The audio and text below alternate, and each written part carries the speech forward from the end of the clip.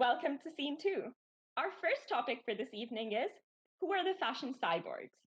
The most common reaction that I'm sure we've all seen when somebody first finds out about digital fashion is, but who would pay for a digital garment that doesn't exist in real life? And fair enough, it's a valid question. Clothing first came into existence for utilitarian purposes. But I think we can all agree that digital fashion doesn't fit too well into that category. Digital fashion is much more about an experience, of being able to curate a virtual persona of oneself. So, who is the digital fashion consumer and why do they engage with digital fashion? In other words, who are the fashion cyborgs of today and of the future? Karina, you've been creating business models around digital consumers in one way or another for a few years now. How would you describe the digital fashion consumer? I'm almost like I can't concentrate because I'm looking at everything going around. So thank you. Well, it's a really good question. So thanks for answering it. I mean, asking it. I think that because it's so new, it's quite hard to kind of quantify at the moment. So Mhm. basically what we've done in the lead up to the launch of the Dematerialized is kind of identify three kind of major, quite broad segments. So the first would be fashion. So we're all here because we kind of like we're interested in digital fashion, and I think particularly those fashion consumers who are innovators, who are the likely to the types who kind of want to experiment with technology, be first within their groups, to experiment with things, and then also probably those which have a more a kind of a leaning towards sustainability and trying to again maybe use technology enhanced programs or apps or content which helps them minimize their impact on the environment. So that's kind of like one. The next one is, as you mentioned already, like the gamers. I think what's really exciting about the gaming community is one, that it's massive. So like 1/3 of the world's Yeah. population are estimated to be gamers.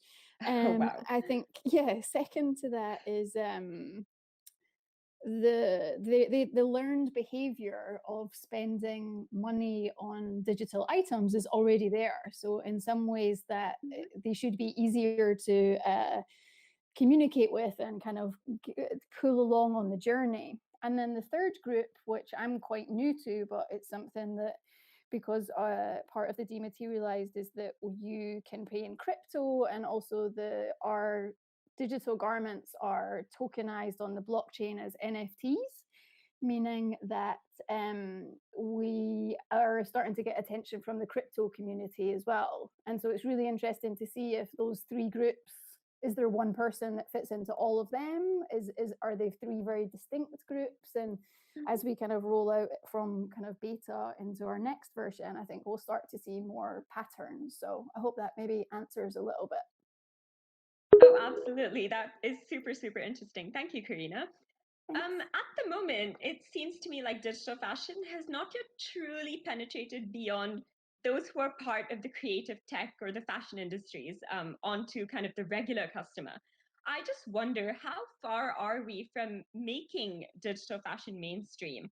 Damara, do you think that digital fashion will ever become mainstream? Hello. Yes, I think that we are already seeing digital fashion becoming extremely mainstream. From a year ago until now, just through this year of pandemic, that has 100% accelerated the way in which people engage with each other, and therefore the way in which people dress and present each other.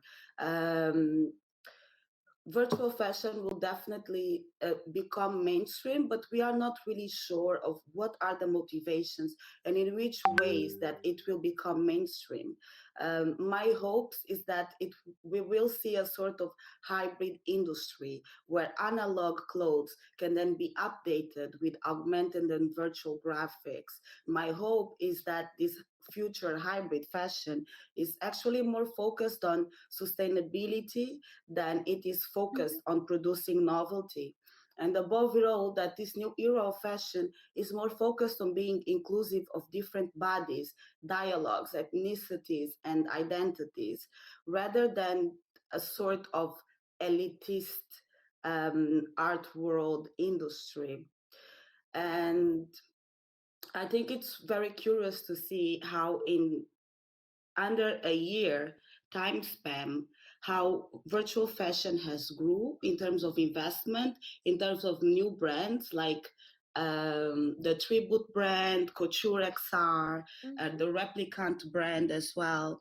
And also to see how a new generation of fashion students and graduates feel obliged to engage in virtual fashion, to be able to present these shows. And this will definitely impact, these new skills will impact the way these new fashion designers will then produce their brands and engage with their consumers. And this will create a very, very interesting dialogue. I only hope that we don't go overboard and make a virtual version of everything and replicate reality to an obsessive level where this new virtual fashion reality is as prejudicial to the environment and to the self-image of human beings as the industrialized mass-produced fashion is.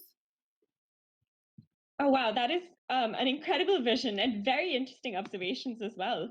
And speaking of mainstream, Damara, I know that you've researched and spoken in the past about technology's potential to essentially democratize fashion. What market position do you think digital fashion will take when it is more popular or mainstream?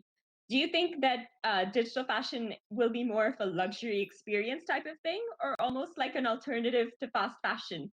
Or do you think it's capable of occupying sort of both of those market positions in distinct ways?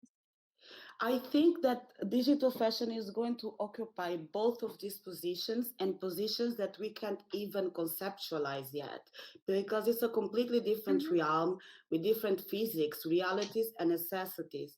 I 100% would bet my money that virtual and digital fashion would be a great counterfeit or hyper fake sort of alternative to brand.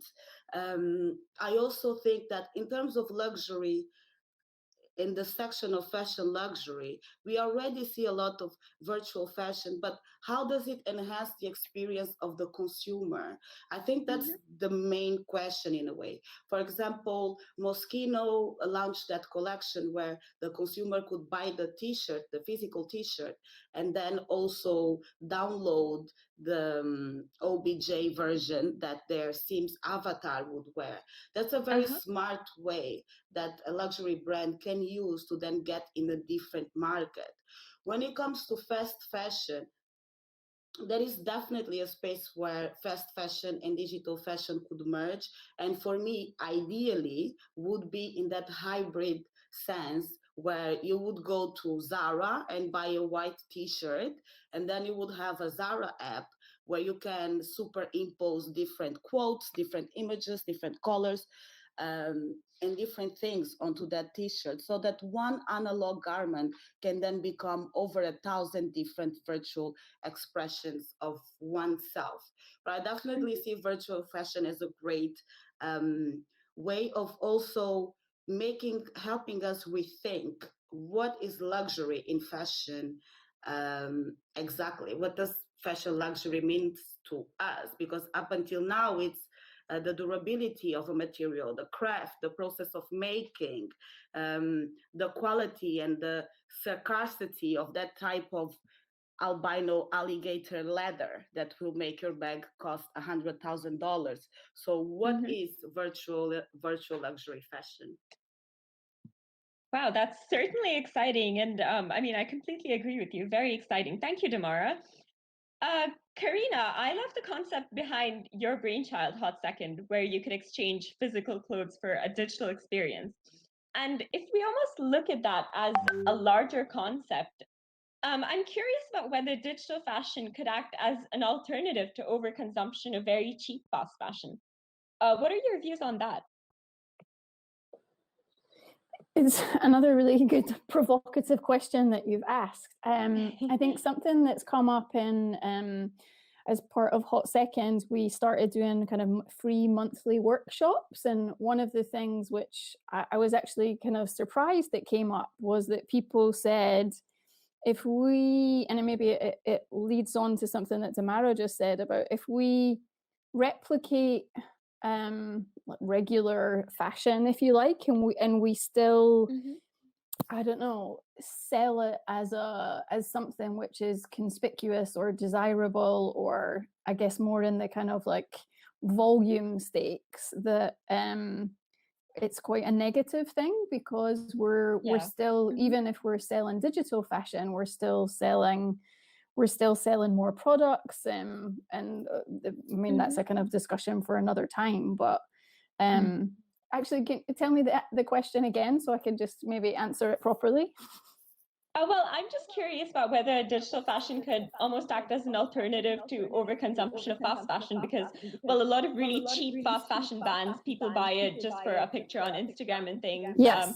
And whether that kind of consumption could be cut down by digital fashion. Do you think that's a possibility? Totally. I guess I flipped that on its head and gave you the alternative scenario. First of all, is that I think we have to be careful about I guess what we're selling and how we're selling. But I definitely think some of the early signals from organizations such as Fashion for Good, for example, and I don't know, this might be something that Kerry might also talk to, is that some of the early research in DressX's recent sustainability report, that they describe themselves as the ultimate fast fashion.